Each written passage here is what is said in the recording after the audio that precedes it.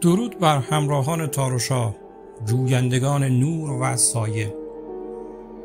امروز قصد دارم به درخواست دوستان یکی از قدرتمندترین طلسمات وودو برای بازگشت معشوق رو به شما آموزش بدم.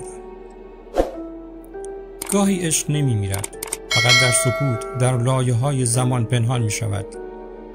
اگر هنوز او را در رؤیایت می بینی، اگر هنوز نامش در ذهنت می چرخد، بدان که روح عشق شما هنوز میان دو جهان سرگردان است. امشب در حضور بانوی عشق و زیبایی ارزولی فریدای ما او را صدا می زنیم. بانویی که هر دلی را می بیند و هر عشقی را پاسخ می دهد. او لووی عشق است، روح لطافت، زیبایی و بازگشت دلهای گم شده. در آیین وودو ارواح را لوو می نامند. هر لوو نگهبان یکی از ابعاد زندگی است: عشق، جنگ، ثروت، مرگ یا قدرت. و ارزولی فریدای بانوی عشق و لطافت است، نگهبان دل هاست. او عاشق گل رز، عطر شیرین و رنگ صورتی است. شمع‌های او همیشه صورتی یا طلایی اند. در هر خانه‌ای که برای او شمعی روشن شود، گرمای عشق باز می‌گردد، اما فقط اگر نیت از دل صادق برخیزد، نه از هوس. برای این آیین باید فضا را آرام و امن سازیم. نور را کم کن و با احترام وسایل را آماده کن.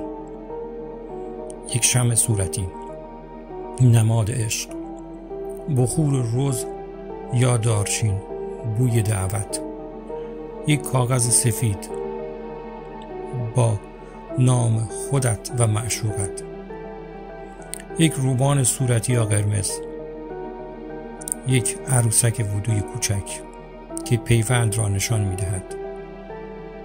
هر وسیله‌ای در وودو حامل انرژی است.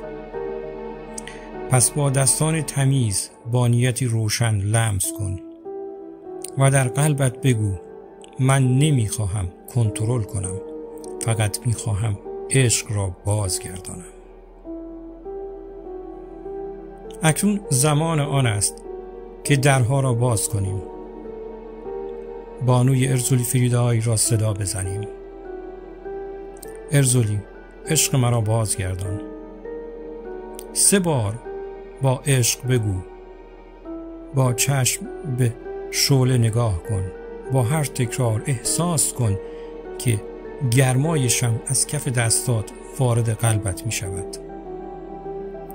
بار اول برای درخواست، بار دوم برای پذیرش و بار سوم برای باور. اگر در میان ورد شعله لرزید یا بخور پیچید، بدان که حضورش را حس کرده ای. او گوش می دهد همیشه. وقتی شمع سوخت و خاموش شد، بدان که پیام تو در قلمرو لووها ثبت شده است. از این لحظه کاری نکن، پیام نده، فشار نیاور، فقط رها کن. عشق مثل رود است.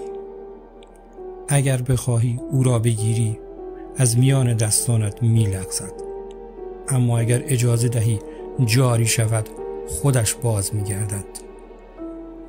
به بانوی عشق اعتماد کن.